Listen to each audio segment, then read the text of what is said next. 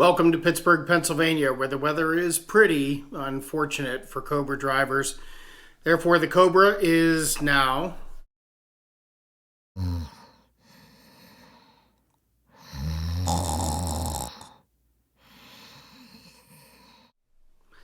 I did try to get you some driving videos after delivery in November. Unfortunately, it took a while to get the car titled and plated, but once I finally was able to get out, the footage was unusable because it sounded like this.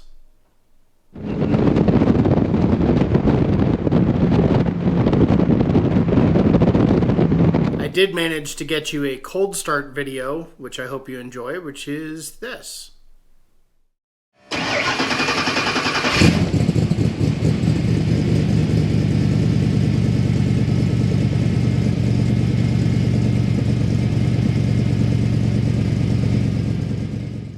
So what are we supposed to do until spring?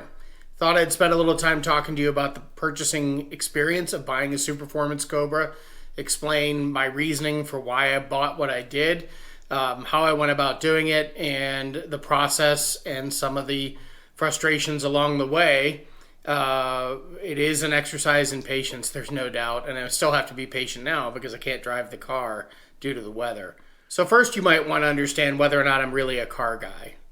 And that's probably a good question, and some of you may think I'm not, simply because I don't work on my own cars. I don't do much other than basic maintenance, and even at that, I'll outsource that just as a function of time. I don't modify cars, I don't do huge mods, but I have owned quite a few cars, so if I'm not a car guy, I am a guy with a car problem. I've had everything from first and third generation MR2s to Mustang 5-liter Fox bodies, Mustang GTs, Focus RS, Infinities, Audis, Mercedes, you name it. If it was shiny and pretty, I bought it, and then I would drive it for a while, and I would go for something else, much to my wife's chagrin. So how did I end up with deciding on buying a Cobra? It was a long process.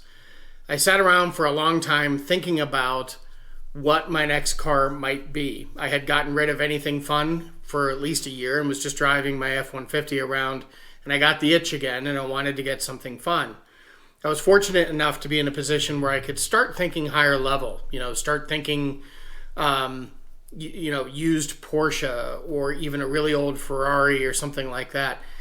Those quickly became non-issues when you realize the maintenance that has to go into, especially an older Ferrari or something along those lines. And it simply wasn't an expense I was willing to undertake. I love Porsches. I've driven them. I've never owned one. But I, sort of wanted something a little more special than that. So I started thinking about what are the cars that I really loved. Well, the cars I typically have purchased or driven and loved were either small or very powerful. The only car that sort of blended the two together was the Focus RS. The only problem with that car was my wife hated it. She just couldn't stand the pops and crackles and the noise, which I know. Does she like the Cobra? Surprisingly, yes.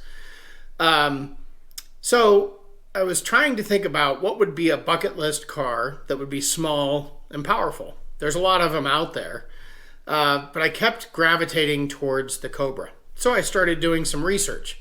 I can't buy an original one. None of us can, really. So started thinking about, in the world of replicas, what do I want to do? And as you know, I'm sure if you're sitting here watching this, there's many. There's Factory 5, there's ERA, there's Backdraft, there's Superformance. How in the world do you decide which one of those you might want to buy? I did a fair amount of research, and there are a lot of great Cobra replicas out there, but really what turned the page for me was learning that Superformance was a licensed product of Carroll Shelby. Now, I know some of you purists will say it's still not a real Cobra. I got it, but none of us can really afford those, and this is as close as you can get. That said, I didn't go for a CSX continuation Cobra with the tube chassis and all of the, or an FIA version or anything like that. I definitely wanted it to be my Cobra. I did consider buying one used. Prices and conditions fluctuated wildly. It was kind of hard to nail down, if it was lower priced and in my price range, was it a good car or not? So first and foremost, I started researching used. I started researching dealers of Superformance Cobra. I came upon Hillbank Motorsports. They have a very good reputation. They're out in California and they're down in Florida. So I started, signing up for alerts on their website about inventory that was coming in, and I kept thinking about it and thinking about it and thinking about it.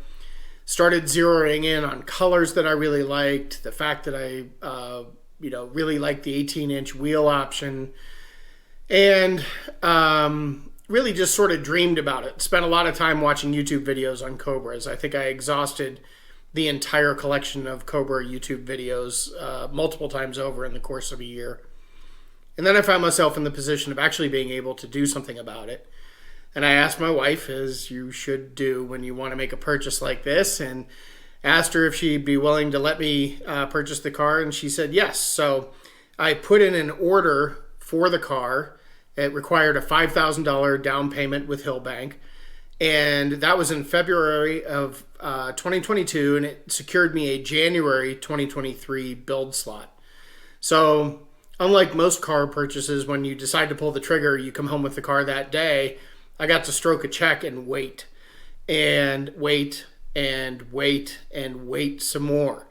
It was a really painful process because I'm a little more of an instant gratification kind of guy when it comes to cars. If it's shiny, I want to buy it and I want to drive it. So I really just spent most of the time driving my family crazy, talking about the car, getting keychains and t-shirts and coffee mugs with the car, and driving my friends crazy talking about the car, until about October of 22, when the folks at Hillbank suggested that I get my order in for my engine in October, even though the car wasn't due to start being built in South Africa, the rolling chassis, until January of 23. They had said there were some delays and backups with Roush engines, and that's what I had selected for the car, was a carbureted Roush 427. So the intent was to have a somewhat period correct car with a 427, no fancy interior, but I was getting the 18-inch wheels. I was upgrading the lights to LED simply for safety purposes. So I put in the order for the car and began to wait again. Something I should mention: you can't get a loan for the car when you're ordering it. It doesn't have a VIN. It doesn't exist. So no bank, even the specialty banks like Woodside Credit, are not going to write you a loan until you have the car, you have a title, and you have a VIN, which, as I learned, turned out to be a bit of a process. So what do? Well, you're either sitting on the money and have the ability to write the checks as they are required to continue the build process, or you could do what I did, which is I went to my bank and I got a line of credit, which floated me enough cash to continue the build and until I could receive the car, and then convert that into a more standard loan. So all I did was write checks and wait. Write a $10,000 check to order the engine and then wait. And then in January, get the notice that the build has started. Write a $35,000 check for the beginning of the build and then wait. It starts to become a very impatient process where you're waiting for this car. Then it gets exciting because, around May, I started getting pictures from South Africa of the rolling chassis and the final photos of the build, and noticed that it was going on a container ship. Unlike Amazon, I couldn't track the package. So I spent a lot of time determining which ship it was on. I was a bit obsessed over that, and I figured out it was on a Maersk container ship and it was coming from South Africa. So I began tracking it. When is it going to get to Florida? When is it going to arrive? And then it took a turn and headed off to, I think it was the Bahamas, where apparently it was put on a different ship to come to Florida. It just sort of could have gone to Florida, but didn't. That's the route they took. So at every turn, there were delays, and every turn there was anticipation and excitement, and you had to wait longer than you thought. So now flash forward to May or June. The car did arrive in Florida, and now we have to start talking engine and drivetrain. I had selected Joe's Garage in Jupiter, Florida to do the engine and drivetrain installation, but we still had to wait for Roush to deliver the engine. Here's where it gets a little frustrating. Unfortunately, we had put in the order in October. We're now sitting at May and no engine yet. And the biggest frustration for me was no word from Roush when it might arrive. Even Joe's, the engine shop that works with Roush, it's one of the many, many engine shops in the country that do, couldn't get a response. They had something like 7 or 8 cars in queue to get a Roush crate engine, and they weren't hearing from them, nor were they getting any estimates as to when the car was going, the engine was going to arrive. And this went on for a long time, and it went back and forth. So finally, the lovely people at Joe's called me and said, "Hey, look, we know you wanted the Roush engine, but we haven't heard from them. And at this point, they're just not even answering the emails or the calls. And we're hearing nationally that they're just way behind." Very disappointing news. So now I'm faced with a big decision in May, June of last year around, well, do I make an engine change in my order? So in talking to the folks at Joe's Garage, they said, well, we could do a Coyote, definitely a great option for the car, or we could do a Godzilla. Not being the most subtle guy in the world, I started saying, well, tell me about the Godzilla. I did know about the Godzilla. I was aware of it. I was thinking that's a bit of overkill for this car, but talk to me about what you would do to it. So they told me they could get a crate Ford 7.3 Godzilla in about 10 days. They would cam it. They would do custom intakes, custom manifolds, and I would have the car in maybe 10 weeks. So I made the decision to go for it, even though it was a bit more expensive, simply because it was an engine certain that I knew I would get, and I would eventually get the car, as opposed to just waiting and tapping my fingers, hoping that Roush would turn up with the engine. And hope's not a strategy. So talked to the wife again, smart move. She agreed because it was going to be a significant increase in the expense of the car, around 20 grand, because of all the custom work. And we gave the green light. We put the deposit down, the corrected deposit, and they ordered the engine, and then we waited. Because you have to remember, it's, every time you do this, you sign the papers, you write the check, and you think you're the guy who they're going to pay attention to. Well, no, they have a bunch of other guys with cars in queue, so it takes a while. So I got in queue at Joe's Garage behind other folks who were having installations done. They were doing GT40s, they were doing Cobras. So finally, I get a call that they wanted to know what color the hose braided hoses, what color braided hoses I wanted. And that was a sign that things were starting to move along. And sure enough, the build started shortly thereafter. The build went on for couple 3 weeks. During that time, I started looking back at my research on how do I ship this car up here from Florida to Pittsburgh. And once the car was done, I had teed up Angels Auto Moving. Forgive me if I get that name wrong, but they were recommended by Hillbank. And it was a little bit of a touch and go where they're saying, hey, we're going to be ready to pick the car up on Tuesday, for example. And I had to keep saying to them, but Joe's hasn't told me the car is done. They said it might be done by Tuesday, but there's no, this guy's an artist. He's going to do the work whenever he wants to or can. So it may be done Tuesday. It may not be done Tuesday, but Angels is like, well, we're scheduled for Tuesday. Okay. So I had to manage expectations there and make sure that the completion of the car aligned with the arrival of the shipping company. So the car finally was done and ready to be delivered in November.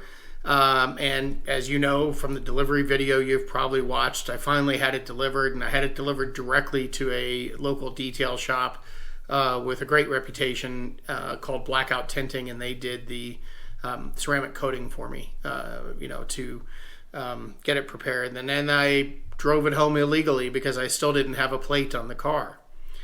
So I got it home, and I went to get it registered, and I had the insurance on the car. I had all the paperwork, but I didn't have the bill of sale. I didn't have the certificate of origin. I thought it was going to be in the car. It wasn't.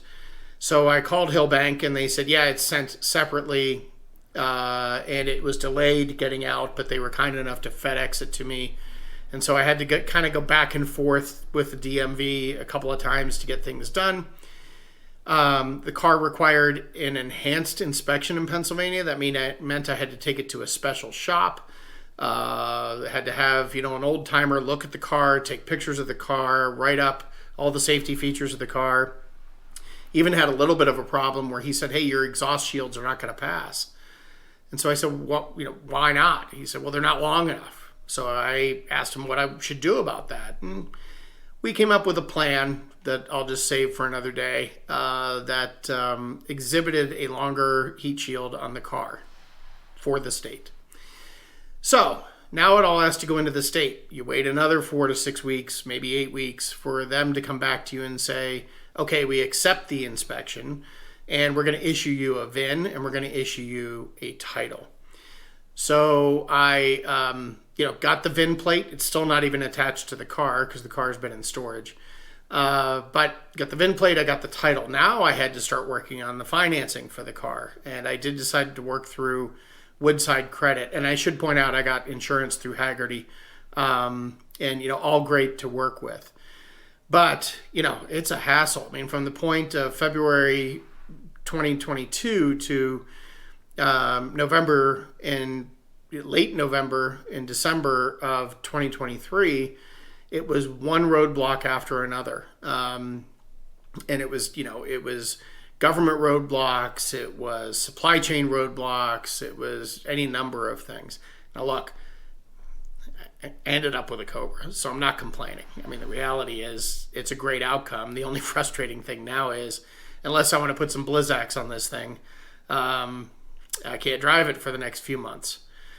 So that's the story of buying the car. I think in total this is not a knock on Roush. It was just disappointing that I couldn't get an answer. If they had said to me, you'll definitively have the motor in 2 months, I might have waited for it. But the fact that there was zero answer, it was just crickets, was not confidence inspiring. And unfortunately that meant I had to cancel my order and move on. I'm certainly happy with the Godzilla. It's a beautiful engine. It runs great. It sounds great. And it's going to be a lot of fun. And, we'll get to spend more time hearing that and seeing it in action in the springtime.